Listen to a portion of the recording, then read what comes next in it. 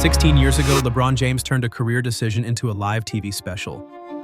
The whole country watched him say he was taking his talents to South Beach, and the whole country tore him apart for it. Last month, he made the same kind of decision. Bigger stakes, longer career, a real championship on the line. This time, he posted 4 sentences and logged off. He didn't call it a comeback. He called it his last decision.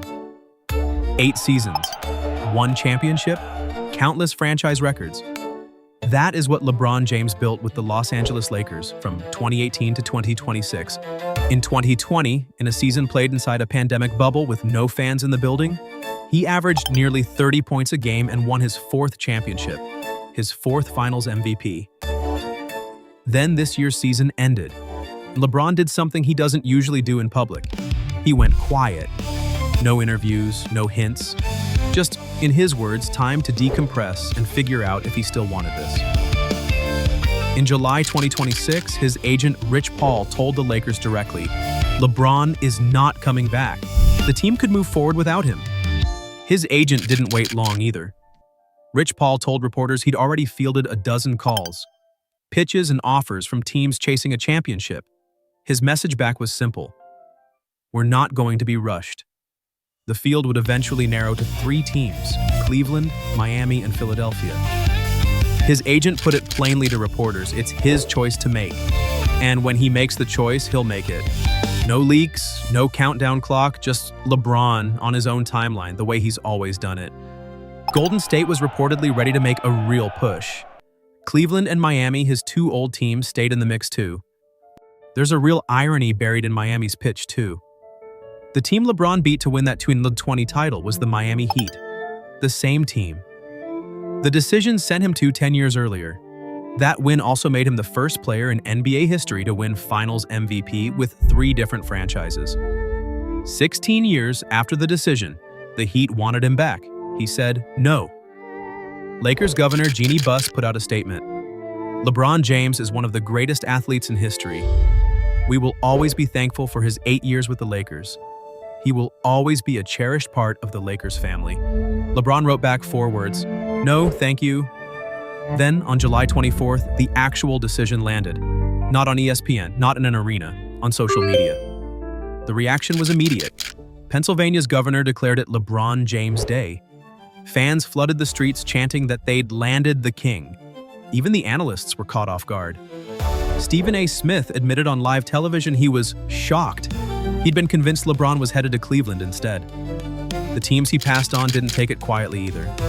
Players from Miami and Minnesota, teams he'd talked to, publicly vowed to make him regret it. Bam Adebayo, Anthony Edwards, both said the same thing. See you on the court. This is my last decision, he wrote. I'm not going for money, I'm not going for family. I still want to compete, to win, and to have a chance at the feeling of winning another championship. He was signing with the Philadelphia 76ers. Here's what makes that word choice land so hard. In 2010, the decision was an hour-long ESPN special. LeBron on a stage, announcing he was leaving Cleveland for Miami. ESPN's own executive producer later called it an hour-long glorified infomercial. One newspaper accused him of astounding egomania. As recently as this past June, LeBron said he was still annoyed by how that night went. Still, in his words, questioning himself about it 15 years later.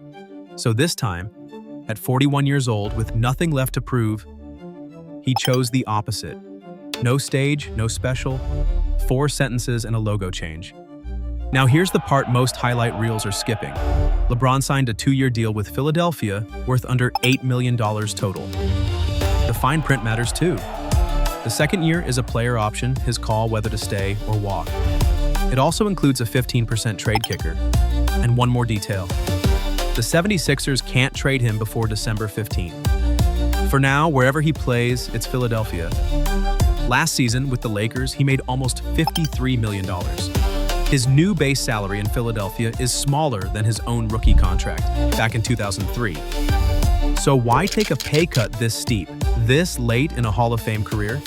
Because of who's waiting in Philadelphia: Joel Embiid, a former MVP at center, Tyrese Maxey, and Jaylen Brown, the 2024 Finals MVP now wearing a Sixers jersey too. LeBron isn't walking into a rebuild. He's walking into a team built to win right now. His own words, "I believe I can help make the Philadelphia 76ers a championship team." It's not just a basketball bet either. The league restructured its broadcast schedule around him. 34 national telecasts for a team that barely made headlines last season. Opening week, Christmas Day, the 76ers are suddenly the most watched story in the league. There's also history on the table. 2026-27 will be LeBron's 24th NBA season. Nobody has ever played 24. And he's not just playing for one more ring. He's still rewriting the record book.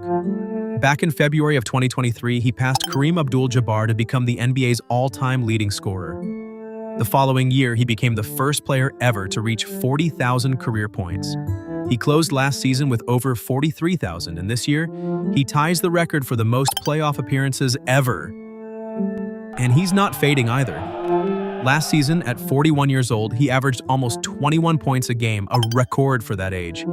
He's held the scoring record at every age since 37. Whatever else this decision is, it isn't a farewell tour. He turns 42 in December. If he finishes this contract, he retires as one of the oldest players ever to step on an NBA court.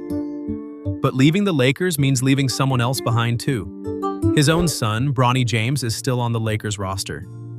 The two of them made NBA history as the first father and son to ever play together in a game. Right now, Bronny stays in Los Angeles. Whether he eventually follows his father to Philadelphia is still completely unresolved. Bronny's own path has been nothing like his father's. Drafted 55th overall in 2024, dead last in the second round. His rookie season, he barely played, just over 2 points a game in 6 minutes, splitting most of his time in the G League. While his father was closing in on 43,000 career points, Bronny was still fighting for a roster spot. There's history waiting for him in Philadelphia too. From 1976 to 1982, the 76ers reached 3 NBA Finals and lost every single one.